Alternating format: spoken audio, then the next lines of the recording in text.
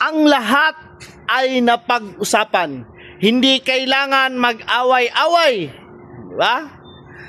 Anya pa ni Senator Bungo, sana po'y matuldukan na ang pagkawatak-watak ng nating mga Pilipino. Ang gulo na po ng ating bayan. Totoo yan, no? Kasi dyan sa Senado, sabi pa nga ni Jesus Escudero, nasa script yan ni Martin Romualdez nga pag-away-awayin tayo dito sa Senado, no? Kasi ngayon, nakikita ko nga ang lahat talaga ay napapag-usapan dahil yun nga, simula ng magsalita si Senator Bongo at Senator Chis, no? Ganito. Yung minority at saka majority parang nagkakaisa na, no? So, hindi lahat, pero marami nang pumapanig, no? Sa pagkakaisa, no? Kasi yun nga, nakikita ko iwan ko kung nakikita nyo rin yun, ha? Nung nakaraan, parang yung Senado, walang power kaysa sa House.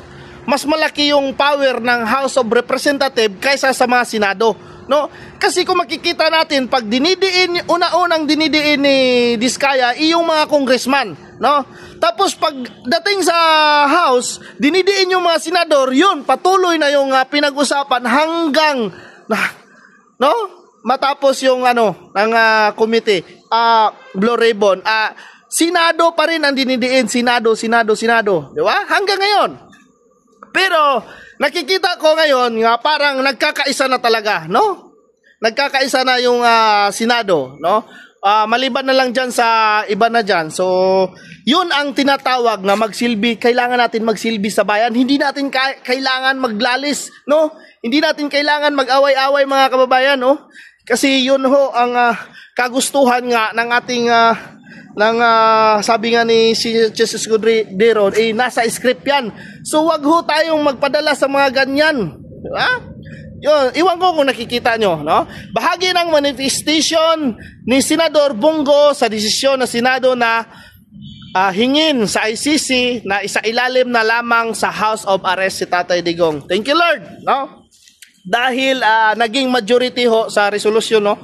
Nung i-house arrest lang si Tatay Digong. So maraming parang nagkakaisa na dito. Wala nang politics dito, no? Majority, wala na. Ang importante dyan, nagkakaisa tayo, no? Yon. At saka mga kabanat, no? Kung makikita ko ngayon, no? Parang yung pamamalakad dyan sa Senado, no? Kasi si Senator Ping Lacson, no? Pumirma siya, no? Yung resolution nga ipapasa nga i-house arrest na lang si Tatay Digong, no? Kasi Pilipino tayo, mga kababayan, no? Maraming salamat din sa lahat ng mga majority nga pumirma, no? Sa resolution na ito nga i-house arrest na lang si Tatay Digong. At sana po, no?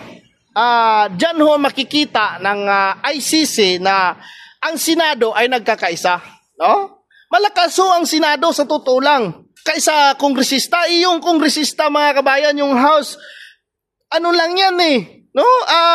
By district lang yan. Yung bumuboto sa kanila, yung Senado, buong, Pilipinas, bumuboto sa kanila.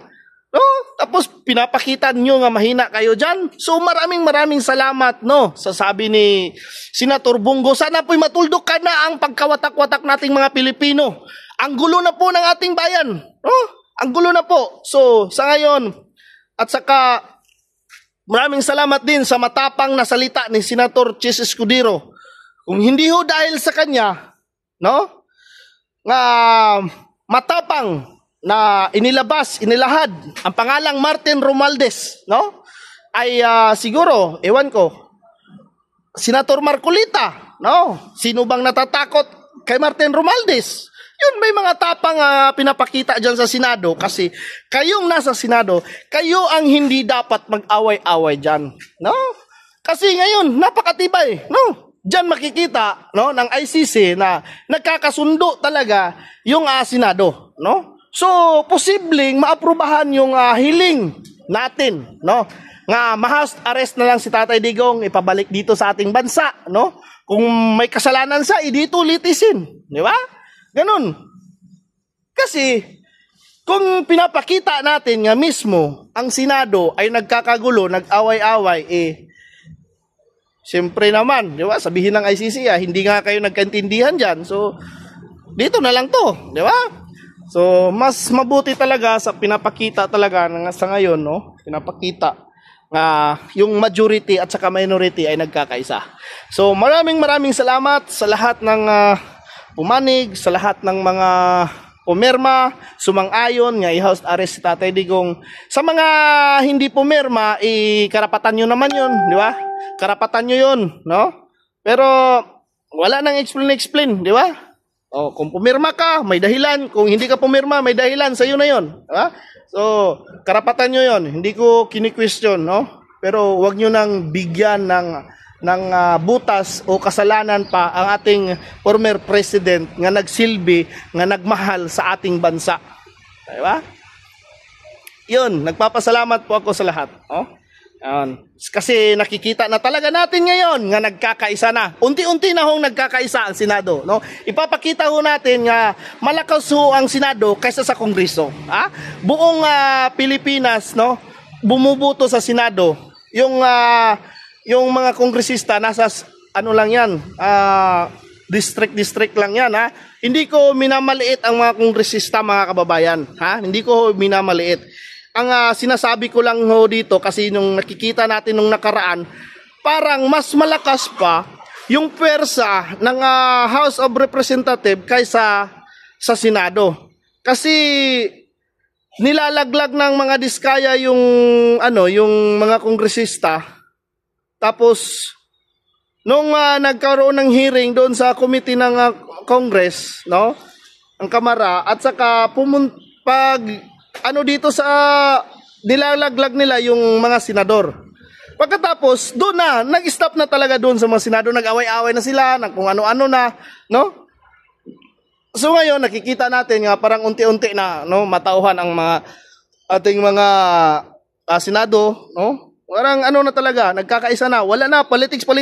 Andito tayo, nilagay tayo ng mga taong bayan dito sa ating posisyon na maging senador para pagsilbihan ang bayan. Yun. Yan. Maraming salamat po sa inyong lahat. God bless us all. Ito po, ang iyong Banat Mandaya ay laging nagpapasalamat sa mga matuwid na politika.